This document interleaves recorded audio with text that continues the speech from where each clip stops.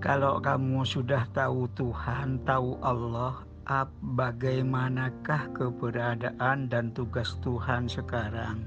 Coba saya minta sekarang, minta jambu hantarkan kepada saya, karena Tuhan Maha Kuasa.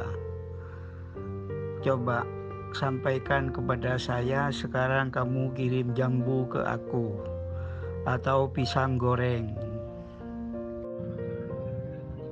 Ya, dalam ruh-ruh manusia yang banyak ini, ruh-ruh manusia ini kan banyak nih. Memang ada ruh yang masih terpisah dengan Tuhannya.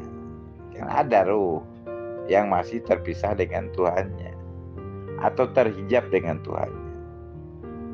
Tentu akan berbeda pendapat dengan ruh orang yang sudah lebur di dalam Tuhannya.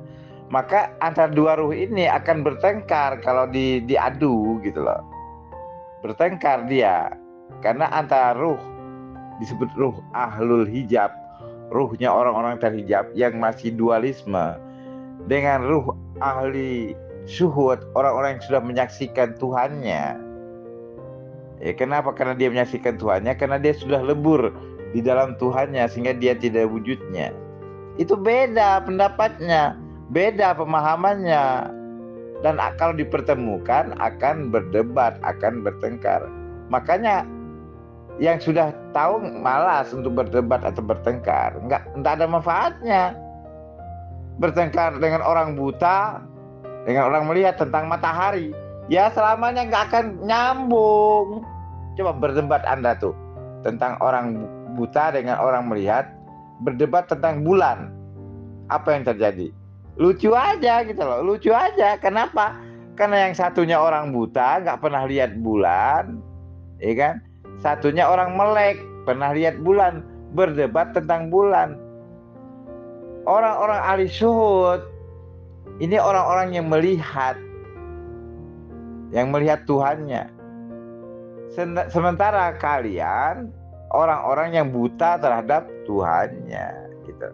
Hanya tahu namanya tapi nggak pernah itu melihat Tuhannya. Akhirnya juga nggak tahu tentang Tuhannya. Banyak lah. Nah, seharusnya Anda harus melek. Kalau Anda sudah melek siapa Tuhan Anda itu, Anda akan melihat Tuhan Anda dengan penglihatan Tuhan Anda yang ada pada diri Anda. Oke? Anda akan mengenal Tuhan dengan pengetahuan Tuhan yang ada pada diri Anda. Oke? Kalau Anda mau tahu, kalau nggak mau tahu ya udah. Begitu, terima kasih.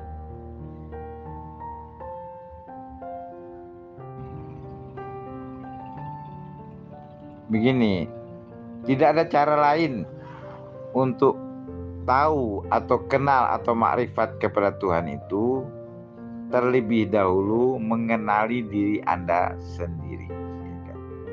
Gitu loh. Terlebih dulu mengenali diri Anda sendiri. Barulah Anda berbicara tentang pengetahuan tentang Tuhan. Ya. Ini contoh mengenal diri ya.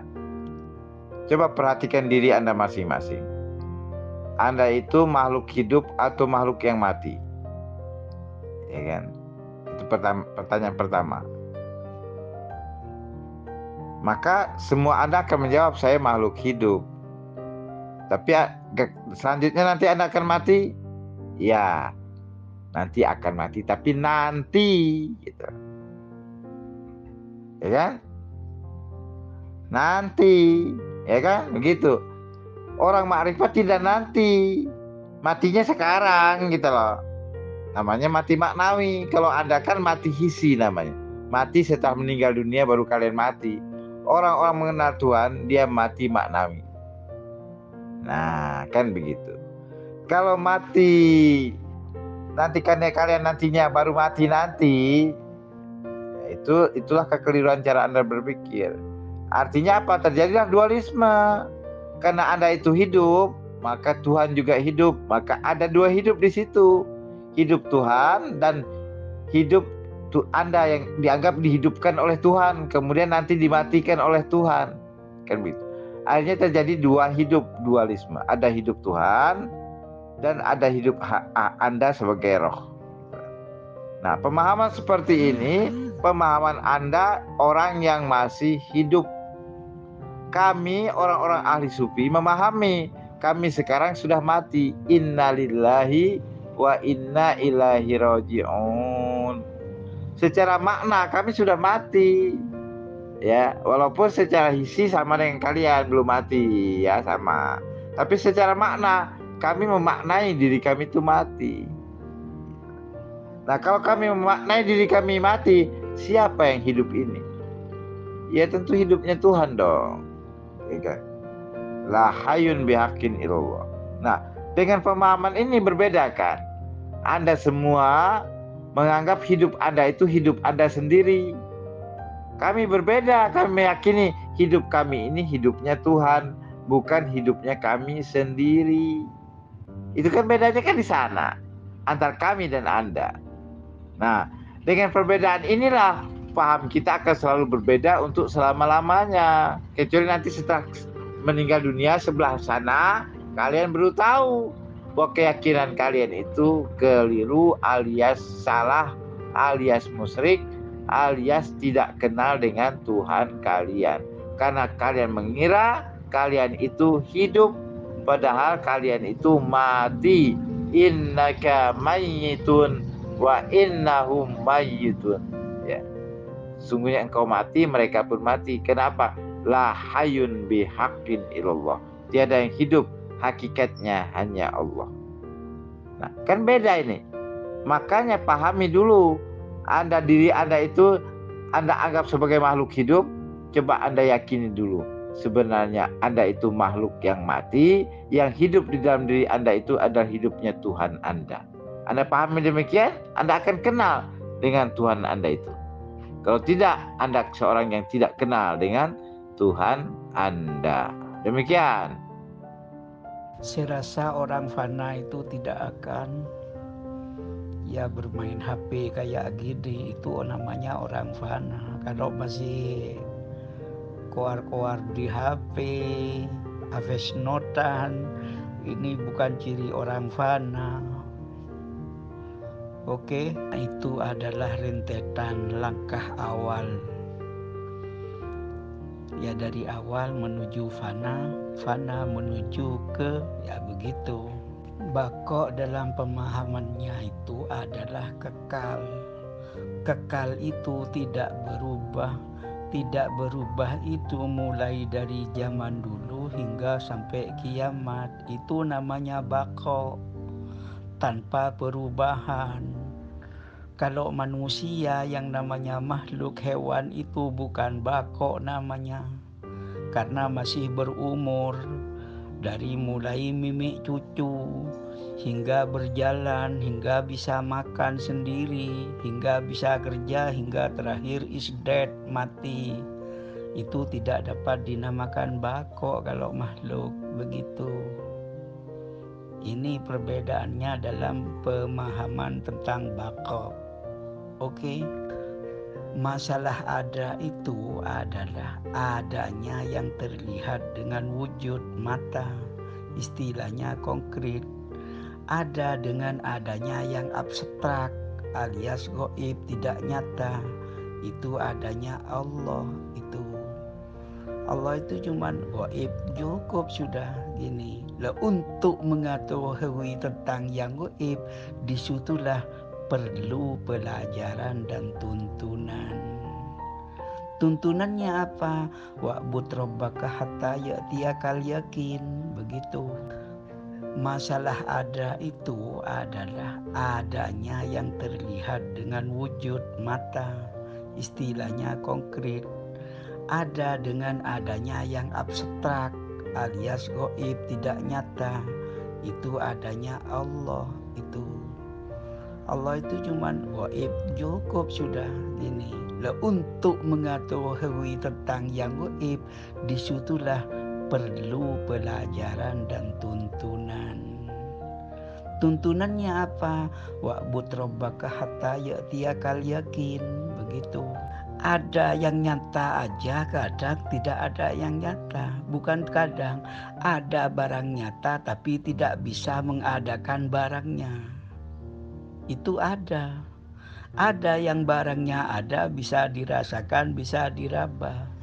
Itu ada. Ada barangnya tapi tidak bisa mendapatkan barangnya, tapi jelas ada dan diyakini adanya. Itulah ada. Kalau lagu gerimis melanda hati, tapi kalau bego kadang melanda dirinya sendiri. Itu kebanyakan. Oke. Begini Pak, kan syahadat itu asyhadu alla ilaha illallah, tiada Tuhan kecuali Allah kan. Nah, itu kan Pak, wa asyhadu anna Muhammad Rasulullah, dan aku bersaksi Muhammad utusan Allah. Itu kan lafaz Pak, ucapan kata-kata. Tuhan namanya Allah, Rasul namanya Muhammad. Artinya kalau hanya sekedar kalimat syahadat itu, berarti kita hanya kenal nama Pak. Sementara kan kita harus berjalan mencari yang punya nama. Nah, bagaimana pandangan Bapak tentang yang punya nama Pak? Bukan hanya sekedar namanya yang kita kenal, tapi yang bernama itu loh. Siapa yang bernama Allah itu? Siapa yang bernama Muhammad itu? Siapa yang disebut dengan Tuhan itu?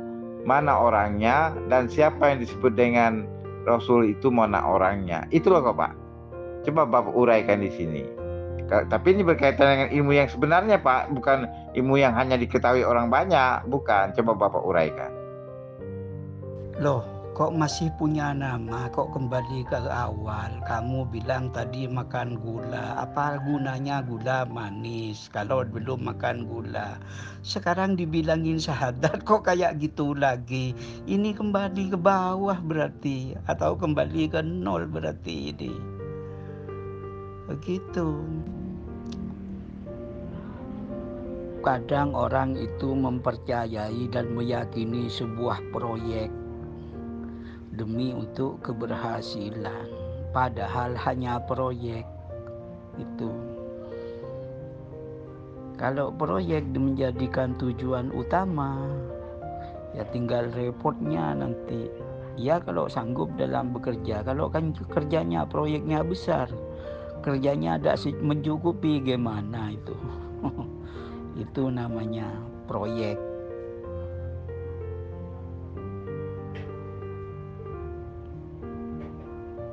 Air laut itu 2. Mana pisang gorengnya kok belum nyampe?